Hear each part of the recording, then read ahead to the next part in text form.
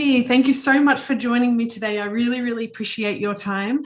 I have come across your LinkedIn profile and have been absolutely mesmerized. Just to give the audience, a quick background, your tagline is that you help rising tech and finance leaders boost their careers through strategic connections and active listening. So welcome and thank you so much for joining me today. Thank you for having me, Tricia. You are most welcome. I would love to hear a little bit more about your journey and your background. And I know that you offer a lot of coaching services and, let's explore that type of avenue. Okay, great. So, I find that there's a lot of coaches, fitness coaches, executive coaches that talk about all these things you should do, but they've never been in your shoes. And so, you'll have fitness coaches that'll say you should stretch and you should meal plan and you should and you're thinking, how do I do that when I'm working 80 hours and I've got kids and I've got all this stuff going on?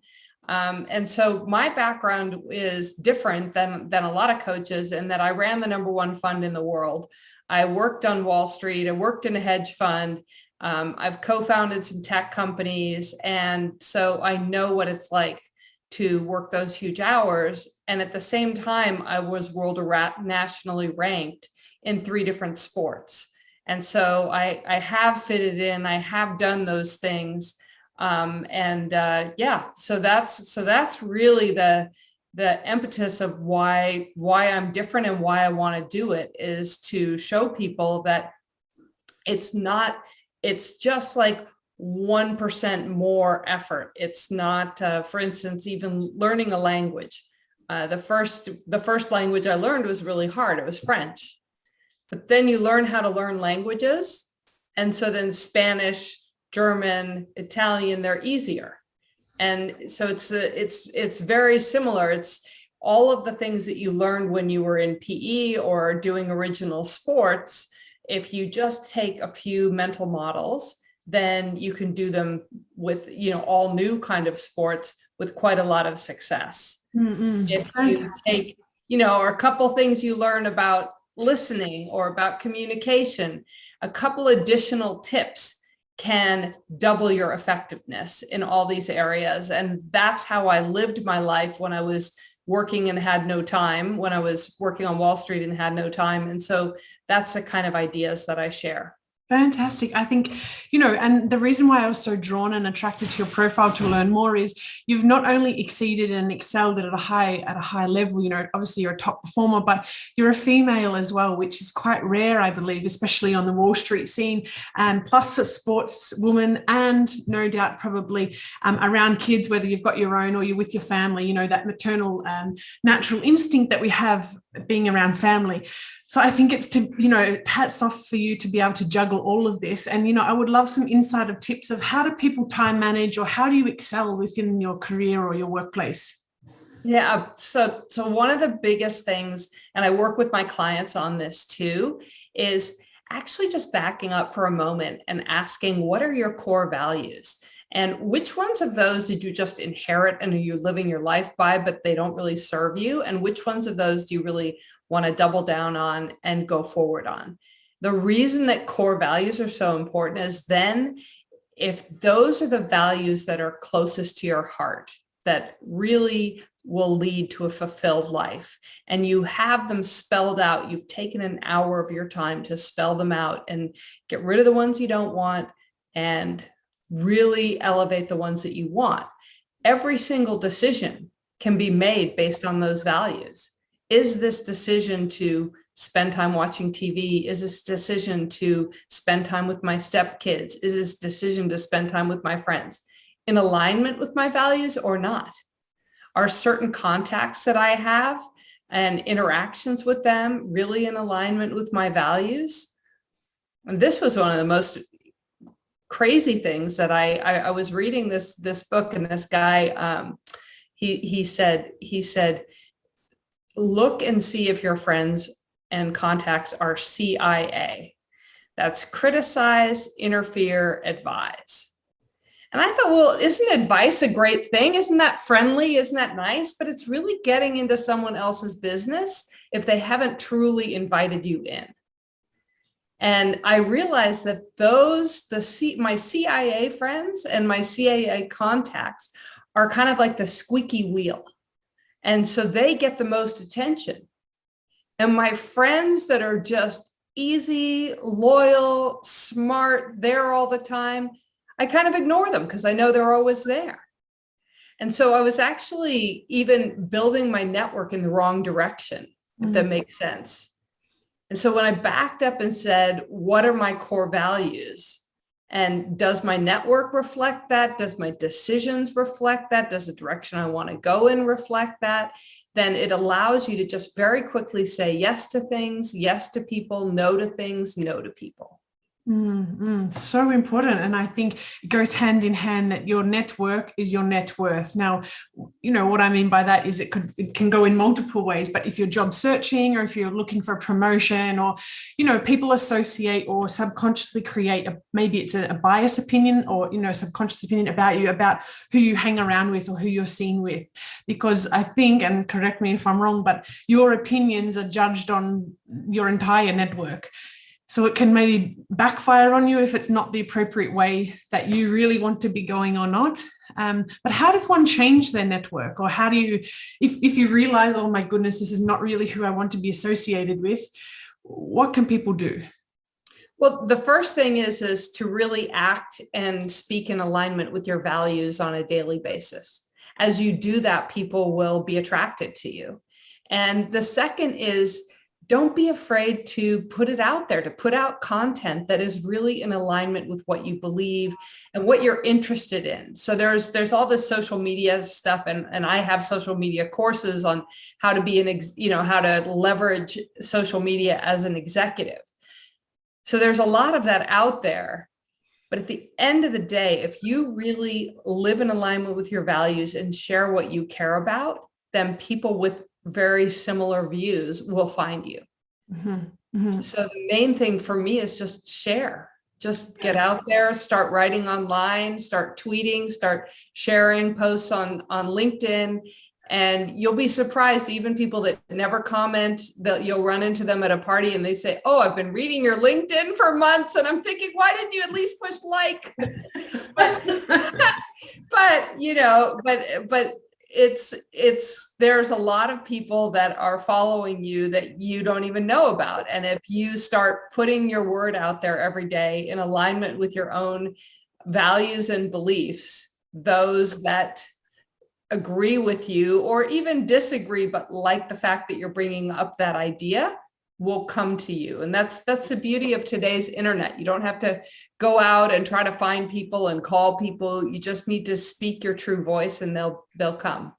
I couldn't agree more. And at the end of the day, I think it's sort of all about personal branding. These days you used to be able to get on a flight an hour, 2, or even 6+, to go to a networking event. And people would be happy to go and do that. They'd be more than happy to pay for a weekend for an event. And now, obviously the paradigms are changing. And I don't think that it will be going back to what we used to be, maybe for a little while. And then if you're not, agile or, showing that the ability that you've digital savvy, it can really hinder you. So I think, exactly, social media and making sure that you're empowering yourself with the knowledge of how to have the right content is so important. But people don't, I think from my region, they don't quite grasp it. They just think, oh, it's just LinkedIn or it's just Twitter, or they'll scroll through maybe meaningless, but still with the intention to be a high-performing employer, in the future.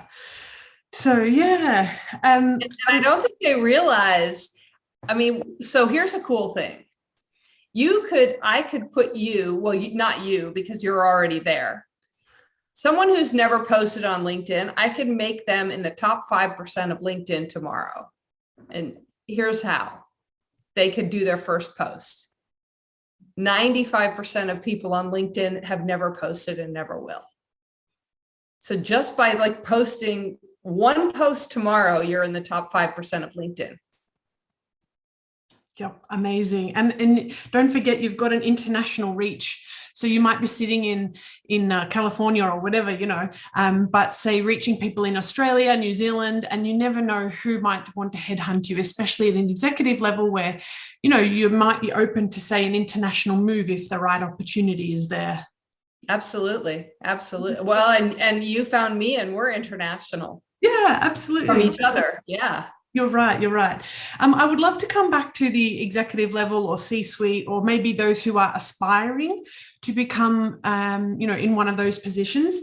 So how can you form, or what's the basis to make sure that you are ready, not only ready, but how do you be noticed? Because obviously, everyone's sort of working from home, or a majority of people have been in the past. How do you stand out? Because it's quite a saturated market at the moment. It's a saturated market, and yet the conversation that we've been having is, that the world is changing. And so you can stand out literally by going online and speaking and saying what is important to you. Because so many people, even if they're executives and even if they start posting, they just post PR announcements like, our company just released this thing just happened. And if you can move to that level of storytelling, it's incredible what can happen. I'll give you a quick example. I got off a podcast with Steph Smith, and she just was thinking about this idea of if you're good at something and then you do it a bunch, you get better at it, right? I mean, like something that we all think about, I guess. And then she looked on Google and found that a lot of people are kind of Googling like how to go from good to great or something. So she did an article called How to Be Great. And it was just, her blog or whatnot that she put out there. And if anyone Googles how to be great, her blog comes up as the #1 search term. Now, she's had millions of views, and she got an amazing job at a startup because of that one blog post. So, and this is, of course, anecdotal. Not everybody's going to have this, but I think, the types of courses that I have and the types of work that I do with people that are aspiring to be an executive, they've worked, they're quite technical. And so I work on delegation, high stakes decision making, planning out your career, aligning with values. All of these are great things to do and things that executives need to learn at some point, or some of them don't. And then it makes life a little tougher when it's hard to delegate, et cetera. The thing that I think will move the needle the most is to really get an understanding of the creator economy and get an understanding that brands are now defined from the outside in. They're defined by your customers. You don't get to say, this is our brand and this is what we do, and kind of pound that on a customer. And that's the same with each one of our digital brands. And so the main thing is to get out there and start publishing, start writing, and become part of that movement, so that when you're getting looked at for a job, you can really speak to that, whether it's a COO position, a CFO position, or something more traditional like marketing, where you really need to know these things. I think that will put everyone far ahead of the pack. I couldn't agree more. And, planning is really essential. You might have an end goal, but if you don't have the steps to be able to have, like, say, work backwards to where you are now, then I think, you might not be as successful, or it might not happen as quickly or as smoothly as, say, someone else has, put those steps in place. And really understanding the benefit of working with someone such as yourself, or at least, reading up and researching and becoming empowered with the knowledge, rather than just sort of hoping for the best. So, yeah, I wanted to ask your opinion. Do a lot of these, say, aspiring leaders, or, CEO, CFO, C-level people, are they getting hired directly through companies, or is it a lot of, say, a hidden job market? Or what have some of your clients been found, or how have they been found? Well, some of them have just been found by posting, But yeah, there is always that hidden job market, and it's a little bit, you just want to be out there a lot so that you can take advantage of it. And I'll tell you an example. So an example is, I just subscribed to some email newsletters, free newsletters, which is one of the best things you can do. Just start an email newsletter and build up your subscribers. So you post online, and then you have an email newsletter that you drive people to subscribe on your email newsletter when they see you on LinkedIn or they see you on Twitter. So one of the newsletters, the guy basically said, the newsletter writer said, hey, I would really love feedback from anybody in my audience. And I think at the time there were 13 of us. So everyone starts somewhere. And he said, I'll be giving away, a free prize or something like that for the feedback. And so I sent him, I don't know, feedback, because I really like his writing. And I sent him some feedback about what I liked and didn't like about his newsletter. And I got a $100 gift card to this really cool online bookstore in Oregon. I got some great books. And I tell you, I'll never forget, for his $100, I will never forget that newsletter. And, I happen to be the one that I think, I don't know how many people replied or whatever, but I happen to. So fast forward, I'm talking to one of the companies that I've invested in. I'm an angel investor, and they're just closing a big deal. And they said, okay, we're going to get more money in, so we want to invest and hire some people. And who do you know in digital marketing, right? And we're just talking, and I'm thinking, well, I'm not sure I know the right person or whatever, but I said, but I really want you guys to not, because they're kind of enterprise, cybersecurity. And I'm like, I don't want you to fall down the trap of doing what you've always done, because they used to work at Avaya and they used to work at Cisco and this kind of PR thing. Like, I want you to be on that next wave of the way that marketing is moving, and really hire someone from the creator economy that gets this. Don't hire someone from your old businesses. Yeah. And so they were like, okay, cool, that's cool, whatever. And then I get a Twitter direct message from the newsletter guy saying, do you know any, he's like, I'm starting up an agency. I'm going to be doing all this social marketing. Da, da, da.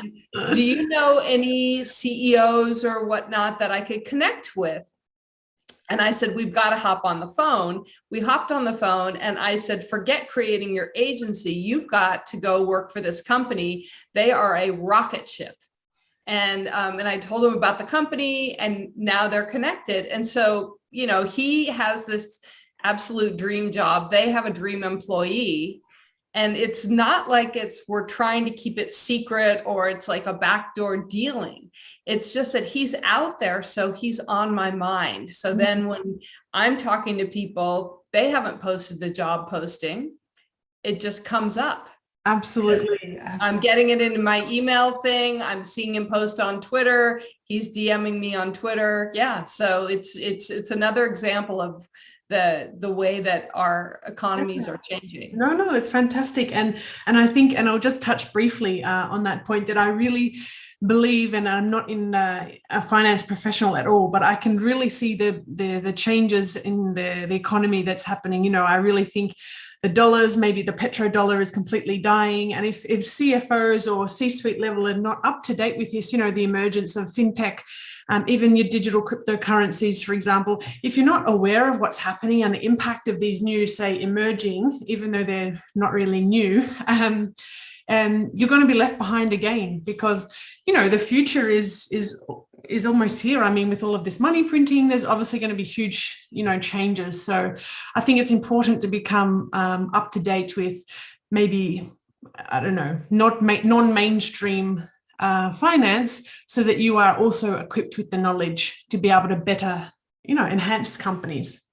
Yeah, absolutely. And then as you get up to date on that, realize that if you're not already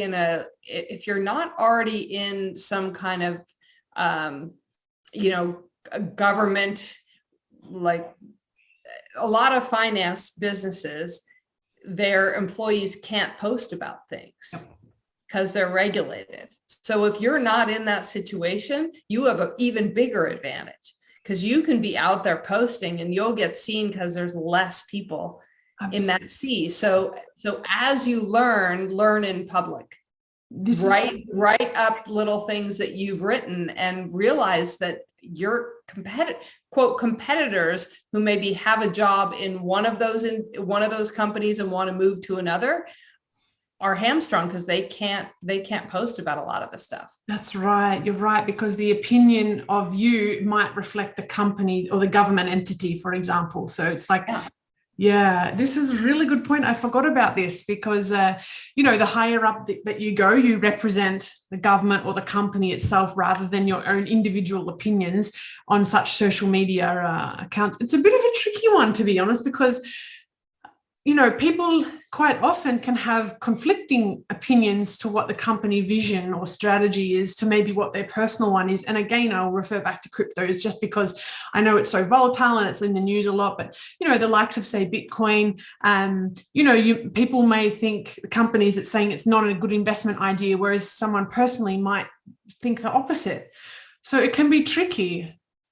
And that goes back to the original part of our conversation, which is writing down your values and making decisions in alignment with your values. So as you're looking for that next job, next opportunity, that you're doing it that you're choosing that opportunity in alignment with your values, and then you're more likely to agree with the company you work for. Absolutely. Emmy, you have hit the nail on the head. I love it.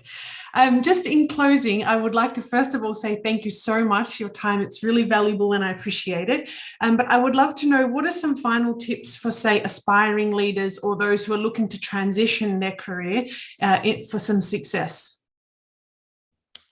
So number one, and I know we've talked about this, but number one, take an hour, write down your top values. If you can't think of them, you can Google, common values. Think about your favorite friends, your favorite things to do, how you spend your time, and then figure out which one of those values you want to take forward.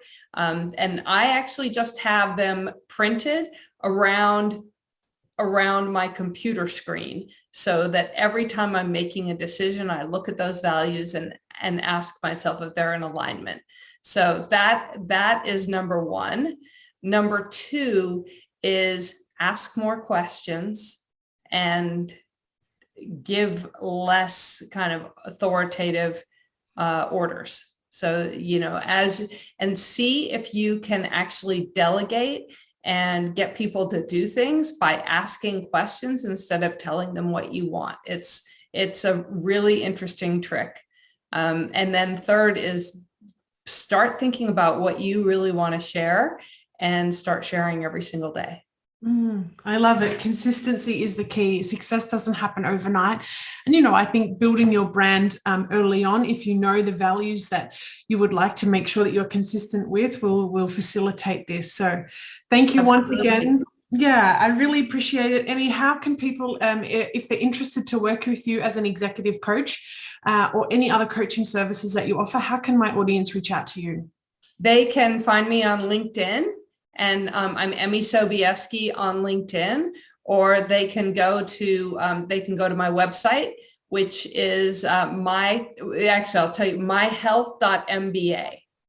Perfect. I'll put the link to both. Write out myhealth.mba. Yeah. And there you can find my courses. I have a free app and I have coaching. So it's really the level of interaction and the level of price that you want to be at. I have something for everyone. Fantastic. It would be my pleasure to put the links down below and Wonderful. People can reach out to you. Once again, thank you so much. Stay safe and we'll keep connected. Great. Thanks for having me.